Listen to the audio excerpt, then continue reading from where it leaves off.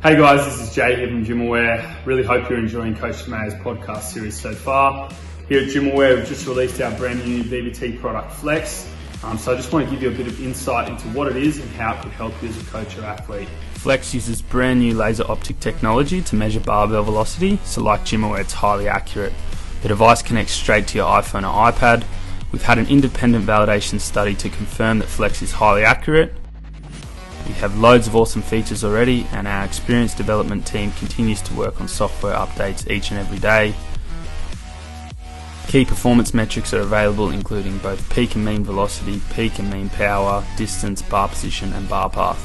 If you guys want any more information on Flex, velocity-based training, just be sure to reach out, go to our website, check us out on socials as well. But for now, we hope you enjoy the rest of Coach DeMayo's podcast. The world of strength and conditioning is filled with some fantastic practitioners that are always searching for more. But more what? What are strength and conditioning coaches searching for to better their ability to prepare their athletes? Well, what about cutting-edge information, or a place where you can find different opinions from forward-thinking coaches on what you're doing, how you're doing, and try to get feedback to be better for your athletes? Or what about a place where you'll find like-minded coaches that can provide solid coaching advice and career development for you as you progress through your career as a strength and conditioning professional? Well, this is exactly why we built the Strength Coach Network. You'll have access to exclusive monthly content on top of the sensationally active forum that we have, where you can communicate with coaches all over the world to find those answers that you're looking for to help you be a better practitioner for your athletes. So make sure you hop on over to strengthcoachnetwork.com/CVASPs, that's strengthcoachnetwork.com/CVASPS, and get your 48-hour trial for only $1. I look forward to seeing you in the Strength Coach Network. What's up, everybody, and welcome to the 77th episode of Outside the Rack, brought to you by Kinetic Performance, the makers of Gymaware. In this show, we're just going to try to dive a little deeper into the minds of the top practitioners in the world of sport performance, to learn a little bit more about who they actually are and how they got to where they are today. Today, we are joined by Villanova football strength and conditioning coach, Mike Tucker. Tuck, thanks for being with us today, bro. Coach, appreciate you having me on. Excited to be here. Yeah, man. It's always great to chop it up and catch up. I'm glad you're doing well right now, buddy, in this crazy time that we're stuck in. But before we get too far into this, man, who is Mike Tucker? Yeah, that's a great question, obviously. And, I think it's important to understand the why and who a coach is, and that's a foundation in building relationships with your athletes or pretty much any person in the world, right? First and foremost, I'm, a family member. I'm a son. I'm a brother, and those are probably my top priorities, is building those relationships. Obviously, I'm a friend to a lot of people growing up and in the industry, and then, try and be a mentor to other coaches within the building. But I'm also a lifelong learner. Trying to learn from as many people as possible, and then coaching the athletes and building those relationships up is extremely important as well. So I think in order of importance, I think it obviously starts with, family, and then work comes after that. But you always try and be a giver rather than a taker, and a lifelong learner, I think, is extremely important. Yeah, I think a lifelong learner is something that I definitely would say when it comes to things that I would bring up when people talk about you, and your development as a coach and how you move forward and brought yourself to where you are now. But as a lifelong learner, you're a person that asks questions and digs to try to find answers. And eventually you kind of stub your toe with some of those. So if you wouldn't mind, describe a learning situation that brought about an epiphany in your career. Yeah, being a lifelong learner, I think you look back, 2, 3, 4 years, and you're like, what was I doing? Right, with your programming. But a specific situation is kind of when I first got to my first full-time job at San Jose State about 5 years ago now. Geez, it's been a while. And the staff's training, and I'm like, man, I'm like kind of retired. I was like 24 at the time. Like I couldn't, like, 2 bilateral labrum tears, no surgery, 2 bilateral rotator cuff tears, like chronic low back pain. And I'm like, yeah, I'm kind of like not going to lift. Like I can't do it. And they're like, bro, we got you. Like, we'll fix you. And like within a month of like actually directed training. And that was kind of like my first introduction into, right, the physical therapy, the rehab, prehab side of things, the actual like, hey, I'm not going to load up a heavy bar on my back or a heavy like bar on my bench, for eternity. Epiphany, because that was, despite my slender figure now, I was a total meat stick in college. So going into the sprinting actual performance model, that was kind of my first introduction to it. And it's kind of just my reading, my research, my connections have kind of like taken off. And that's been my main rabbit hole, is that performance side of things, being a speed power-based sport and strength kind of, not at the forefront.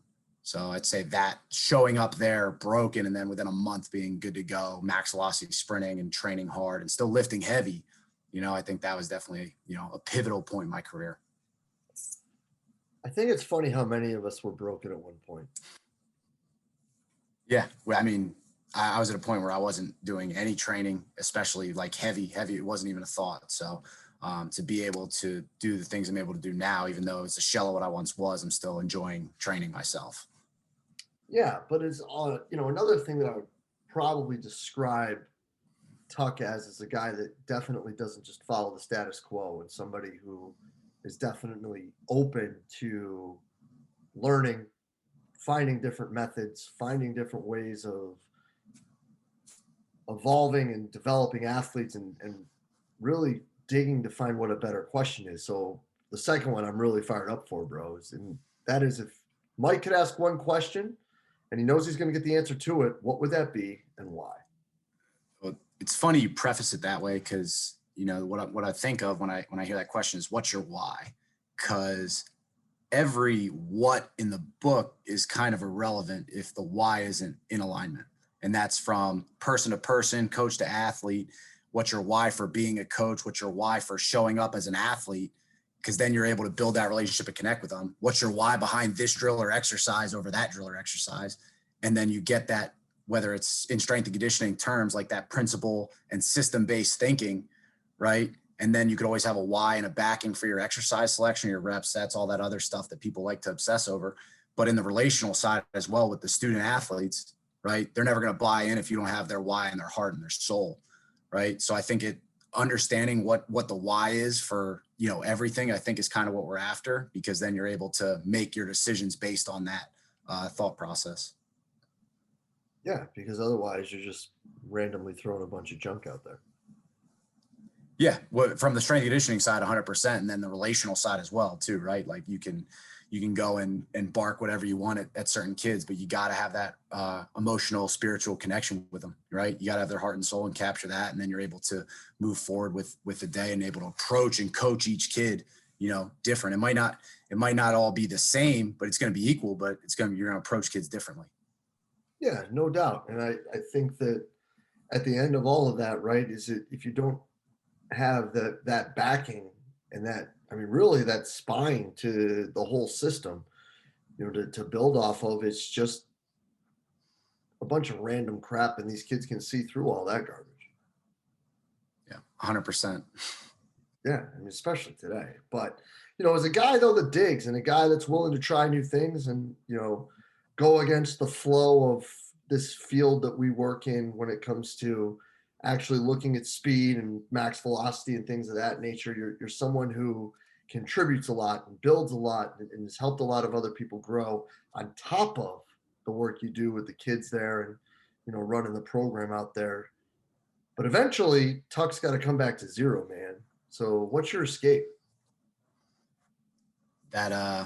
That escape is something that I consistently work on daily. But I would say it's definitely being out in nature and traveling, I think, are two huge things. I love experiencing new things. I'm a big person in investing time versus spending it.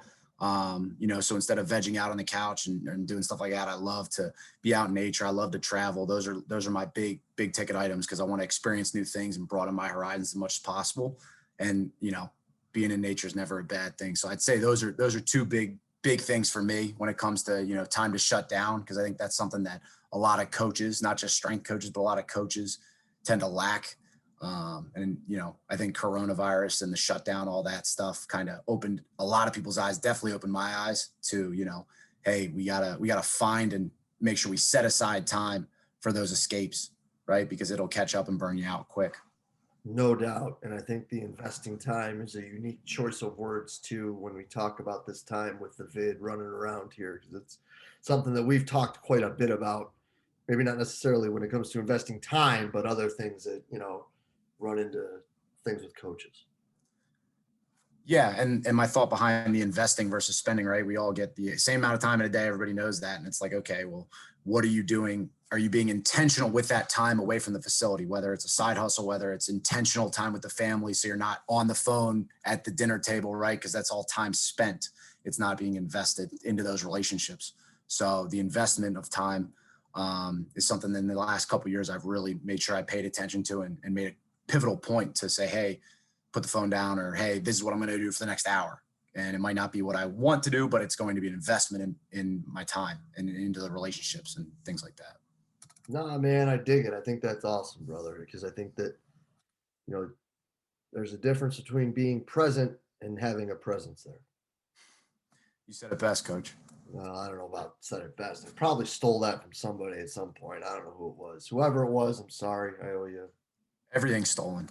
Yeah, Stolen and refurbished, right? So no doubt, brother. as we No can to doubt. give credit. Yeah, man. Well, listen, Tuck, appreciate your time, brother. This is fantastic, and we'll be in touch real soon, bro. Coach, appreciate you. Talk soon. Yeah, man. Cheers. All right, later.